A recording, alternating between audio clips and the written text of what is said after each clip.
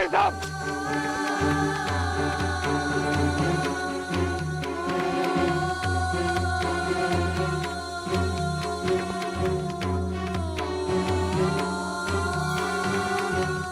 आप लोग ये क्या कर रहे हैं? आप हट जाइए सामने से।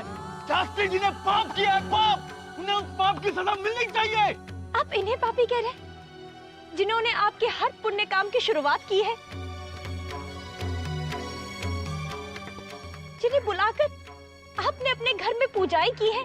तब हमें मालूम नहीं था इन्होंने वृंदावन की पवित्र भूमि को कैसे कलंकित किया है। इनकी पूजा से वृंदावन का पुण्य हमेशा ही बढ़ा है। इन पर आरोप लगाने से पहले आपको 100 बार सोचना चाहिए था। अरे इसकी बातें क्यों सुन रहे हो तुम लोग? ये खुद उसी पाप का एक हिस्सा है। ये भी पापिन है। मैं तो कहता हूँ मारो इसे भी। खबरदार! अगर किसी ने बाबूजी और राधिका पर एक लाठी भी उठाई तो बहुत बुरा हो।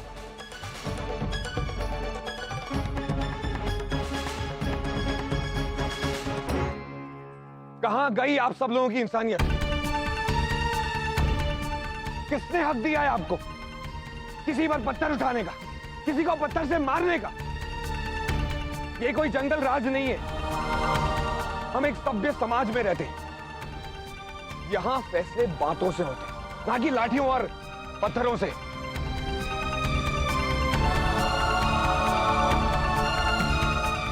ये कान्हा की नगरी है। यहाँ प्यार बसना चाहिए, नफरत। हाँ राजपुरोहित जी, हम भी उसी कान्हा की नगरी के लिए कर रहे हैं। यहाँ सिर्फ पुण्य बसना चाहिए, पाप नहीं। किस पाप की बात कर रहे हैं? जैसे कि आप कुछ जानते ही नहीं। आपकी शादी राधिका से हुई और विदाई शाखा की हो गई। ये बात आपसे छुपाई गई, परिवार से छुपाई गई, बल्कि सारे के सारे वृंदावन से छुपाई गई। अरे एक कुंवारी लड़की आपकी पत्नी बनकर रह रही है, और जो वास्तव में आपकी पत्नी है वो कुंवारी बनकर। ये पाप नहीं तो और क्या है?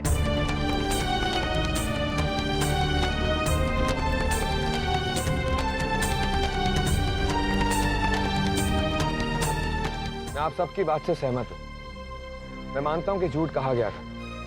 शास्त्री जी और मैं कुछ नहीं जानते। जिसने सच छुपाया था उसे बड़े महंत ने सजा दे दी है, और वो सजा पूरी भी हो चुकी है। आप सब लोग जानते। हम आपकी बात कैसे मान ले? आप कह रहे हैं कि शास्त्री जी को कुछ पता ही नहीं था, जबकि शास्त्री जी स्वयं सबके सामने स्वीकार कर चुके हैं कि उन्होंने अधर्म किया है, उनसे पाप हुआ है।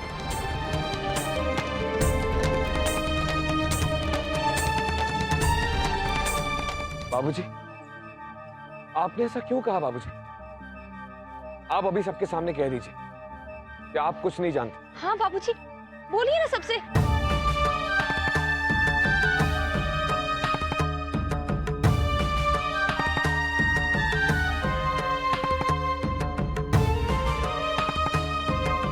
राजपुरोहित जी, मैं पापी हूं, मैं अधर्मी हूं। जो भी पाप हुआ, जो भी अधर्म हुआ, मैं उसका भागी हूं। मुझे दंड मिलना चाहिए। पता नहीं शास्त्री जी वहाँ कैसे होंगे। विवेक, फोन लगा ना बेटा।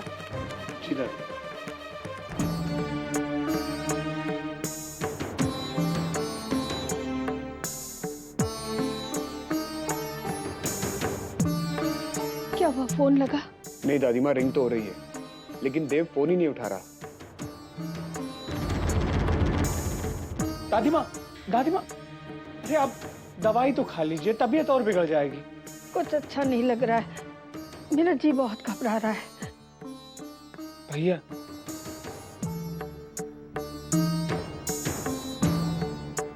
दादी माँ, हमें अपनी पूरी इच्छा शक्ति के साथ भगवान से प्रार्थना करनी होगी कि शास्त्री जी के साथ सब ठीक हो। अगर हमारे शरीर में शक्ति ना रही तो फिर हमारा मन भी कमजोर पड़ जाएगा। लीजिए, दवा खा लीजिए।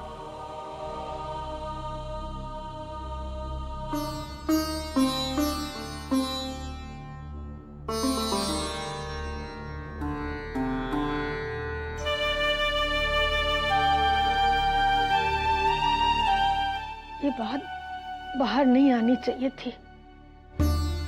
पता नहीं शादी की बात सुन के वृंदावन के लोग शास्त्री जी के साथ कैसा सलूक कर रहे होंगे। आप ठीक कह रही दादी माँ, हम ऐसे में हाथ पर हाथ रख के तो नहीं बैठ सकते ना। तुम सही कह रहे हो विवेक। मेरे ख्याल से हमें वृंदावन चलना चाहिए। जी दादी माँ। बिरजू, गाड़ी निकालो, हम सब लोग वृंदावन जाएंगे। और सुन बिरजू, माँ को भी खबर कर देना। जी भैया।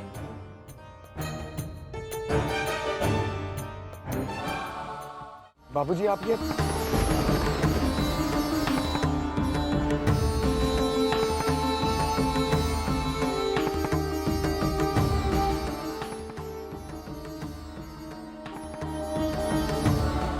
मेरे घर से एक कुंवारी कन्या डोली में बैठकर विदा की गई एवं वो राजपुरोहित की पत्नी बनी।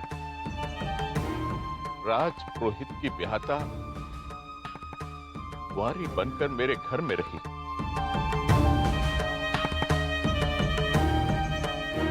आप लोग मुझे जो भी दंड देंगे मुझे स्वीकार होगा। कृपया मुझे दंड दीजिए।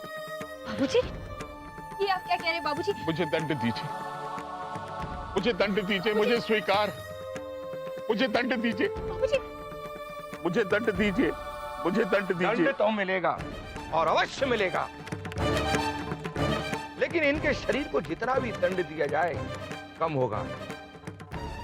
दरअसल दंड तो इनकी आत्मा को मिलना चाहिए, क्योंकि एक मंदिर के पुजारी होने के नाते जो पाप इन्होंने किया है, जो अधर्म इन्होंने किया है, दरअसल तो ये मंदिर के पुजारी होने के लायक ही नहीं है।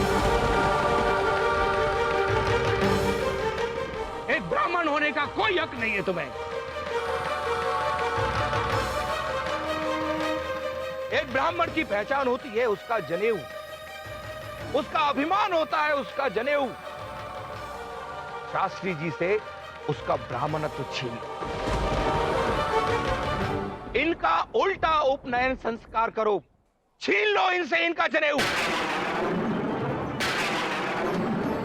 इनका जनेऊ छीन लो।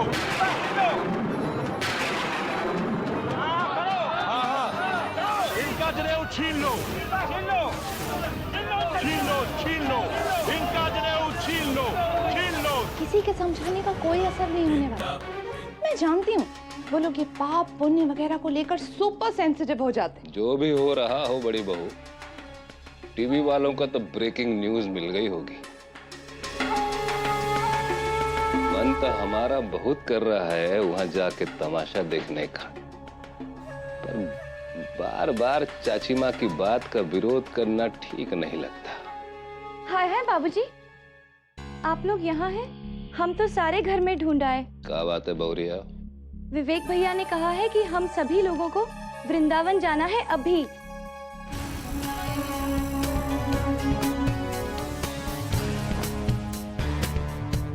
मुझे नहीं पता था चाचा जी कि भगवान आपकी इतनी जल्दी सुन लेता है। क्या सुन ली भगवान ने जीजी?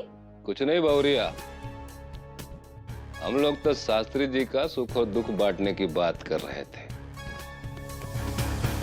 बड़ी बहू, मन की मुराद पूरी करने में बंसी बजैया का जवाब नहीं है। राधे राधे।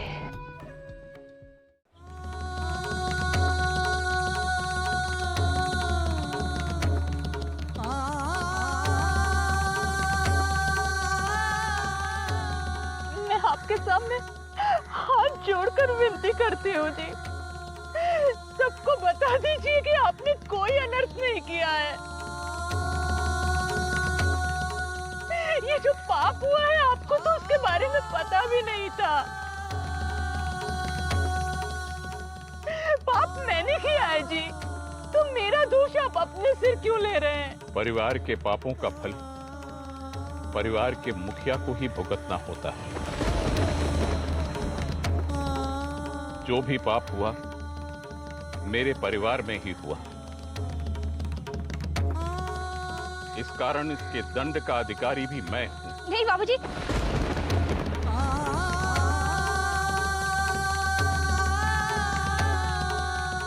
सरपंच जी, विधि आरंभ करने की आज्ञा दीजिए। संस्कार शुरू किया जाए।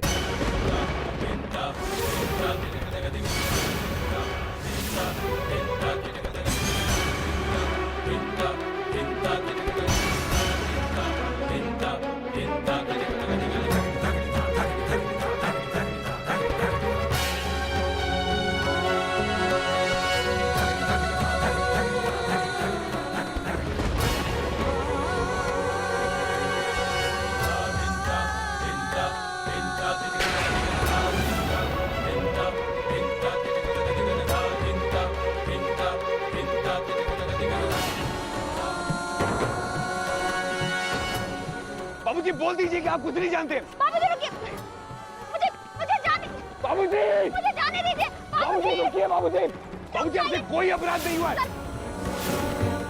मुझे जाने। बाबूजी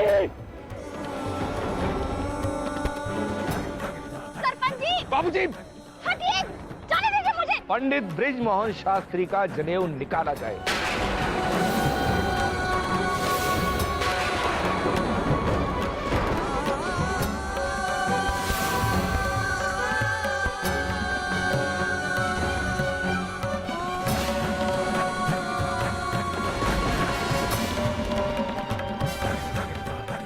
ये क्या कर रहे हैं आप लोग? हटिए, हटिए।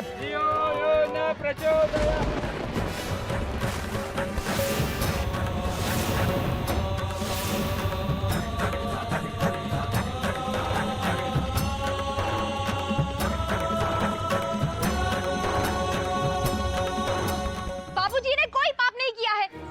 इनके साथ इस तरह का व्यवहार करने पर आप पाप कर रहे हैं। देखा भाइयों, इसे कहते हैं चोरी, उस पे सीना जोरी। राधिका जो कुछ भी कह रही है सच कह रही है।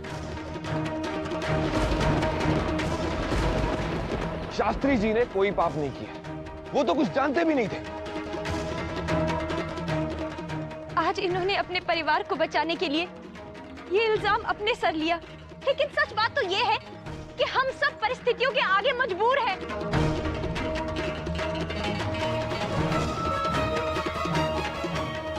परिस्थितियों के सामने तो भगवान खुद भी विवश हुए थे,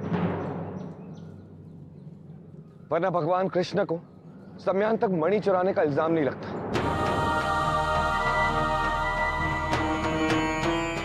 श्री राम एक सोने के हिरण का पीछा करने के कारण अपनी पत्नी को नहीं खोते। कभी कभी परिस्थितियां दोषी होती हैं, इंसान नहीं। पर इस बात को भी नहीं झुटला सकते कि एक कुंवारी कन्या आपके साथ सुहागन बन के रही। क्या ये पाप नहीं? क्या इसके लिए शास्त्री जी दोषी नहीं? ठीक है, अगर वो पाप हुआ है तो मेरे हाथों हुआ है। इसमें शास्त्री जी का कोई दोष नहीं है।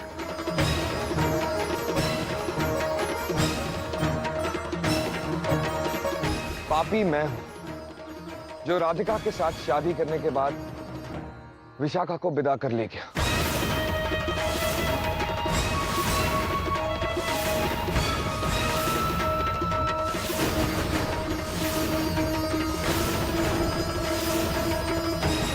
वो मेरा घर था जहां इनकी अनब्याही बेटी दुल्हन बन के रह रही थी।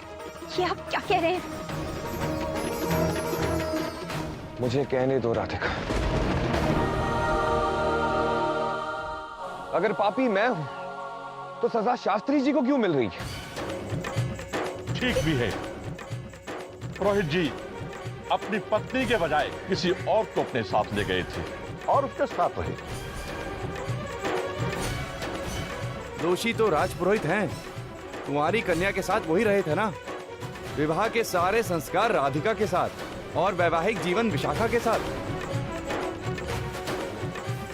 असली पापी तो यही है भाइयों, यही पापी हैं।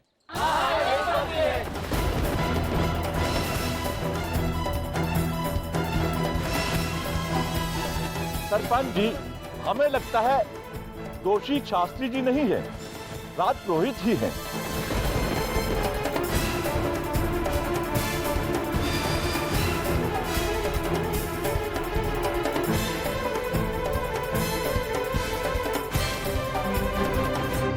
हमें लगता है कि राजपुरोहित पीड़ित हैं, दोषी नहीं। पर सरपंच जी, ये एक कुंवारी कन्या का पति बनकर रह रहे थे। पर तब इन्हें ये पता नहीं था कि वो इनकी पत्नी नहीं है। इनके साथ तो धोखा हुआ है।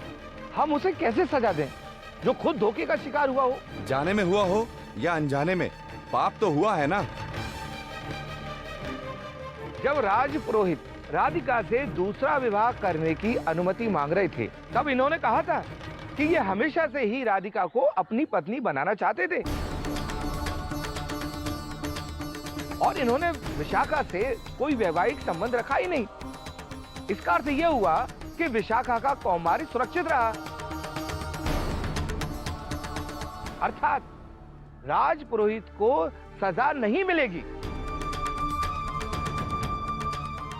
तब तो राज पुरोहित को सजा नहीं मिलनी चाहिए। हाँ हाँ, इन्हें माफ कर देना चाहिए।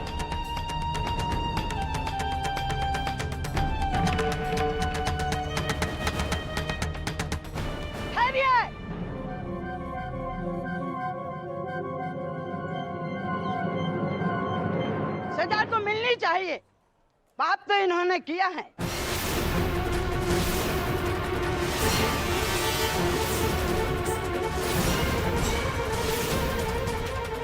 बहन जी, बहुत मुश्किल है। अगर बच्चा गिराया तो छोरी की जान जा सकत है। कौन है आप और ऐसा क्यों कह रही हैं? मैं तो एक दाई हूँ सरपंच जी। पिछले 30 सालों से हजारों बच्चे जनाए हैं मैंने और कईयों के पेट गिराए हैं मैंने। कहते हैं ना कि दाई से पेट नहीं छिपता। आप कहना क्या चाहती हैं? साफ साफ कहिए। आप तो कह गए कि विशाखा का कुंवारापन सुरक्षित था, राजपुरोहित दोषी नहीं। मुझसे पूछिए, मुझे पता है क्या है सच। क्या है सच? विशाखा और राजपुरोहित में संबंध बन गए थे।